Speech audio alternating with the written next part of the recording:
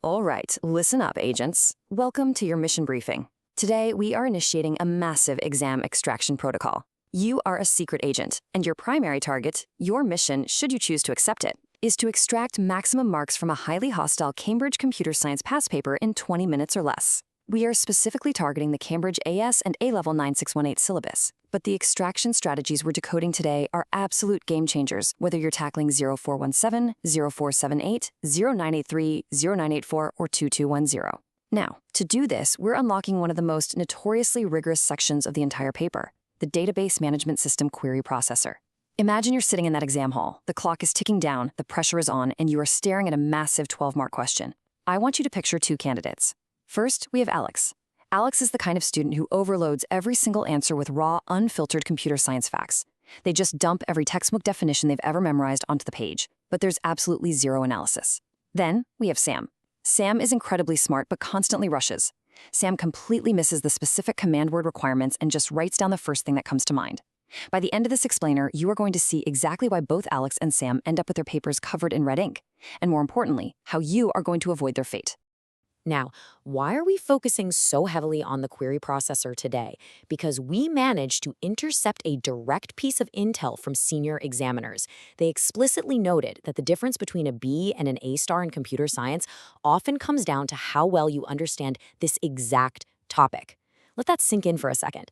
This isn't just another bullet point on the syllabus. This is the gatekeeper to the top grades. Why? Because it tests everything all at once. It tests your deep theoretical knowledge, your algorithmic thinking, your logic, and your ability to evaluate complex multi-step systems. It is literally the ultimate proving ground for a computer science student.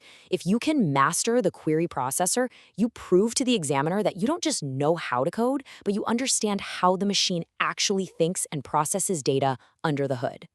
So here is our highly structured tactical roadmap for today's extraction. 1.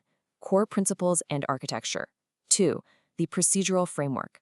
3. Top examiner warnings. And 4. Evaluation and critical analysis. Let's get moving. Section 1. Core Principles and Architecture. Okay, we have to start by building an absolutely bulletproof foundation. You cannot solve a complex database extraction problem without rock-solid theory. But here is where candidate Alex always goes wrong. Alex thinks that just giving a precise definition is enough. It's not.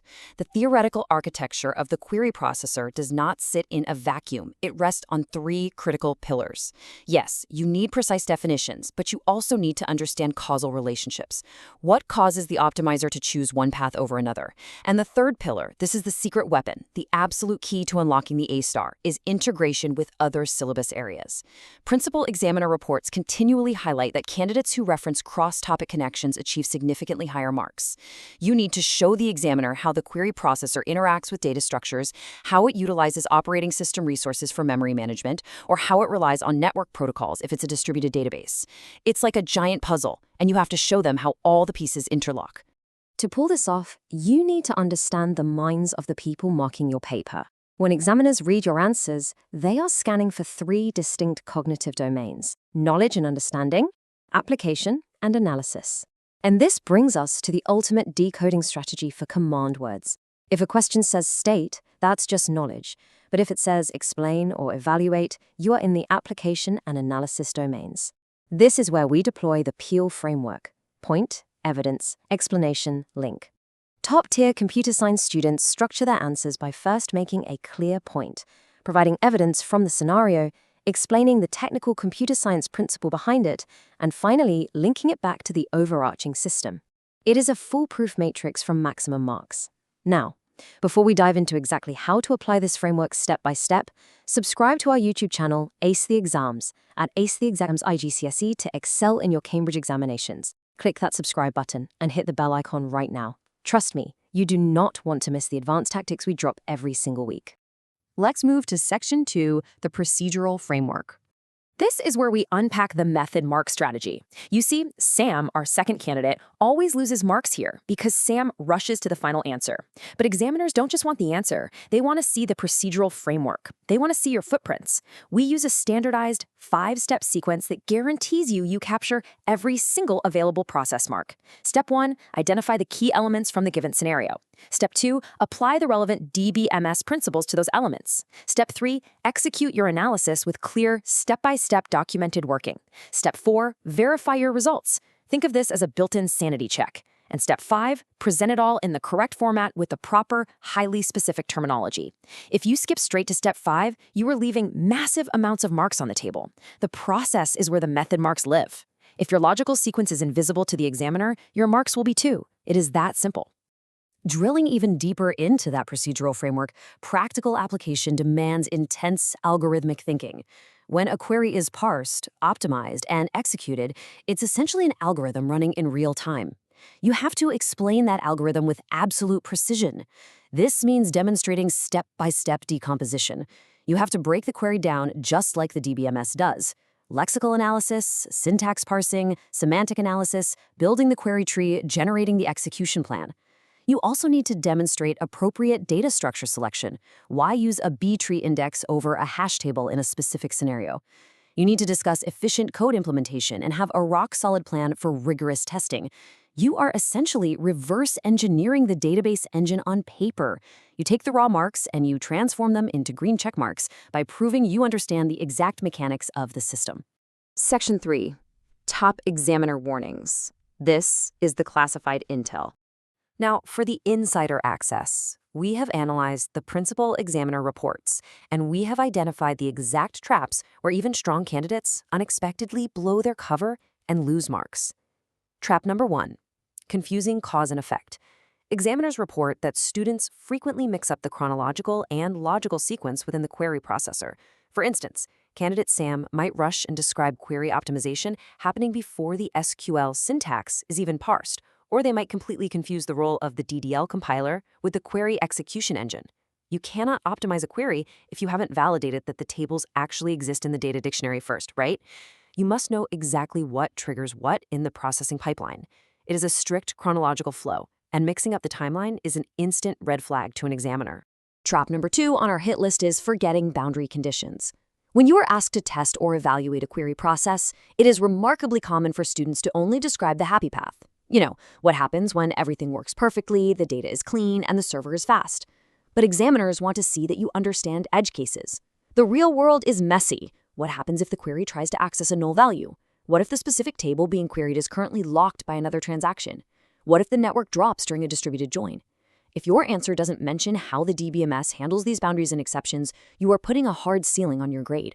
Always, always check the boundaries. And that brings us to trap number 3, which is frankly the most classic, heartbreaking error of all, ignoring context. Examiners explicitly flag this as a major examiner alert every single year. Students like Alex will memorize brilliant, beautiful textbook definitions of a query processor. They can recite the exact function of a query optimizer.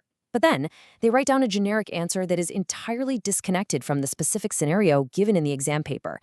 The examiner gives them a scenario about a global banking system, and the student writes an answer about a generic database. Stop right there. Stop scrolling. Subscribe to our YouTube channel, Ace the Exams, at acetheexams_IGCS to excel in your Cambridge examinations. We've helped thousands of students improve by 2 to 3 grade boundaries. Join them right now by subscribing to acetheexams_IGCS and turn on all notifications so you never miss our weekly exam strategy sessions. Okay, let's launch into an interactive workshop right now to show you exactly how to fix this context problem. I want you to mentally put 60 seconds on the clock.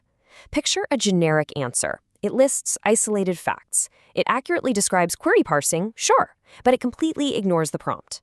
Now look at a context-linked answer.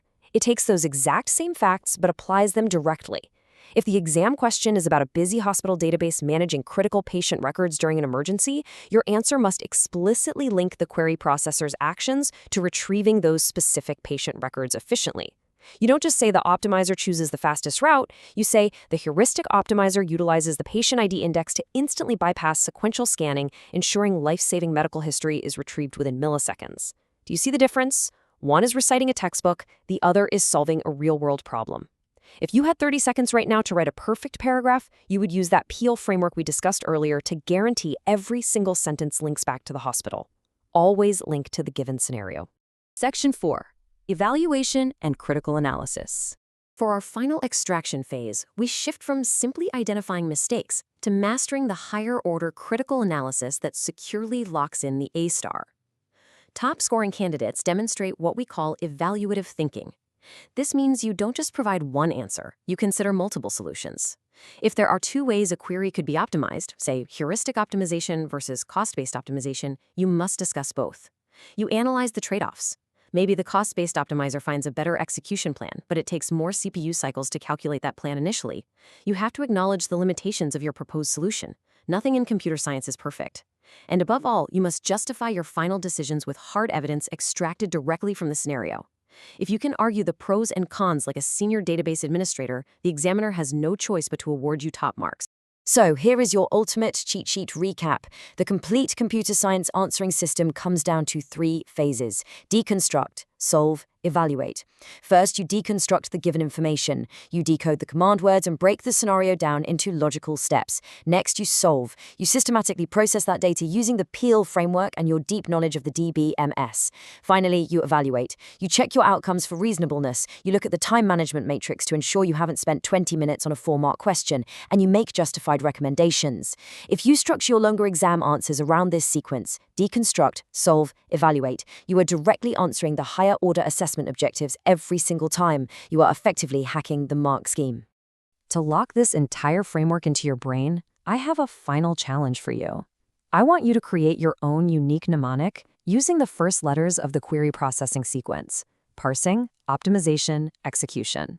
But beyond memory tricks, remember this core truth. The query processor is the literal brain of the database, and the examiner is testing your brain's ability to mirror its logic and efficiency. Are you just memorizing facts, like candidate Alex? Or are you truly optimizing your approach to every single question? Students who implement these exact computer science strategies see an average improvement of 2 whole grade boundaries. But that only happens if they practice consistently with our weekly tactical breakdowns. So here's your final reminder. Subscribe to our YouTube channel Ace the Exams at Ace the Exams IGCSE to excel in your Cambridge examinations. Subscribe right now to @ACExams IGCSE and click that bell. Don't let another exam pass you by. Drop a comment below with your target grade for computer science and the absolutely biggest challenge you're currently facing. Our team responds to every single comment to help you out. Hit the like button, share this explainer with your study partner, and remember, Ace the Exams. Your Cambridge success starts here. Mission accomplished, agents. See you in the next one.